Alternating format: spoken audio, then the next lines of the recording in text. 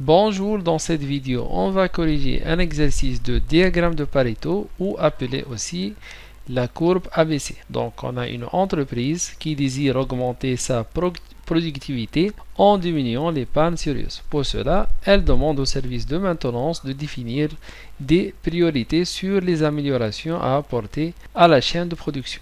Pour ce faire, le responsable d'entretien fait appel à l'historique des pannes enregistrées sur une période de 2 ans dans l'atelier pour chaque type de matériel. Donc voici les historiques récapitulés et regroupés dans le tableau suivant. On a ici les types de matériel, chaudière, compresseur, vanne, pompe, etc. On a le temps de réparation pour chaque matériel et chaque composant. Et on a le nombre de pannes considéré pour chaque type de matériel. Par exemple, pour la chaudière, elle prend 100 heures de réparation pendant une période de 2 ans et on a rencontré pendant cette période 2 pannes. Donc, à partir de l'historique donné ci-dessus et en respectant les étapes de la méthode ABC, on va tracer le diagramme de Pareto et on va déterminer les zones ABC dans le diagramme. À partir de ce diagramme-là tracé, on va déterminer les éléments à étudier en priorité et on va proposer des actions à envisager sur ces éléments-là afin d'augmenter la production de l'entreprise et afin de diminuer le temps d'arrêt et le temps de réparation. Avant de tracer la courbe de Pareto, donc on va tout d'abord trier dans l'ordre décroissant les différents matériels selon le temps de réparation. Donc on va commencer par le temps le plus haut. Donc avec, ici on a les pompes à lobe. Les pompes à lobe représentent le temps de réparation le plus élevé. C'est 250 heures. Par la suite on a les échangeurs avec 200 heures. Par la suite on a les vannes manuelles, c'est 175 heures. Ensuite on a les chaudières avec 100 heures. Ou plutôt on a les pompes centrifuges avec 145 heures. Par la suite, on a les chaudières avec 100 heures, le compresseur à air avec 85 heures. Par la suite, on a les vannes automatiques avec 60 heures. Le moteur électrique représente 52 heures, le réducteur de vitesse 36 heures et enfin le système de transmission. Il représente le temps minimal avec 12 heures. On va par la suite faire le cumul des temps d'arrêt. Donc pour les pompes, c'est 250. Pour les échangeurs, le temps cumulé, c'est égal le temps des échangeurs plus le temps des pompes. C'est 200 plus 250.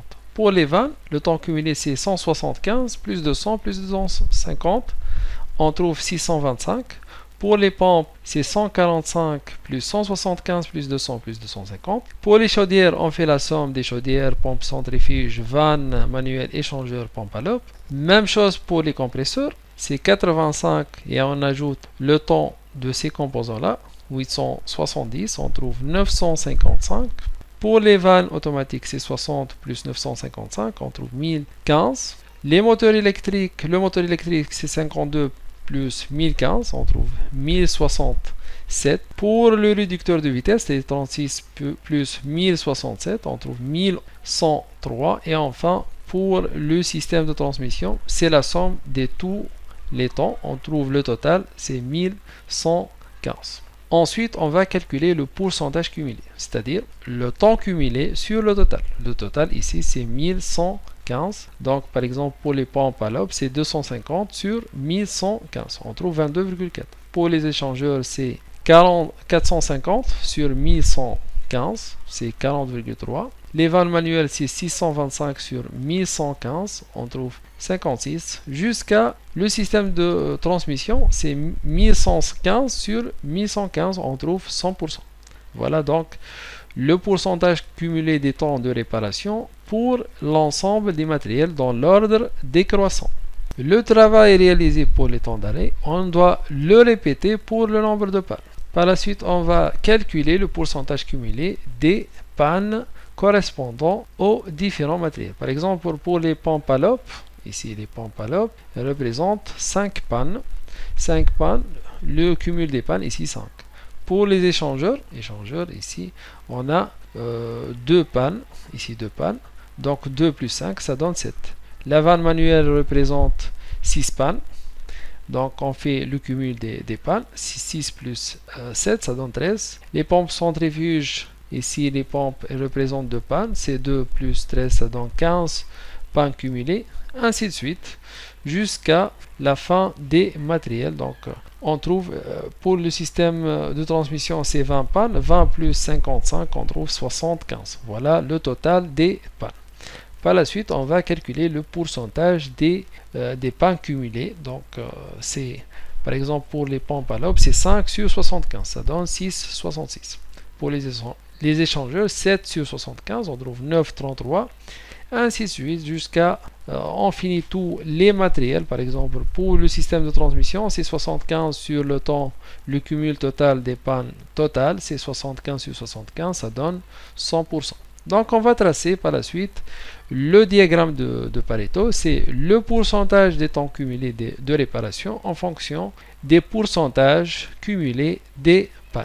Voilà donc la courbe de Pareto obtenue. Donc, c'est une courbe croissante et on va déterminer à partir de cette courbe-là les différentes zones A, B, C. Donc, la zone A, elle s'arrête à ce niveau-là. Elle est constituée par les pompes à lobe, les échangeurs, les vannes manuelles, les pompes centrifuges et les chaudières. Elle représente 78% des temps cumulés des réparations. La zone B, elle est constituée par le compresseur d'air, la vanne automatique, le moteur électrique, allant de 85% jusqu'à 95%. Ça représente presque 10% des pannes.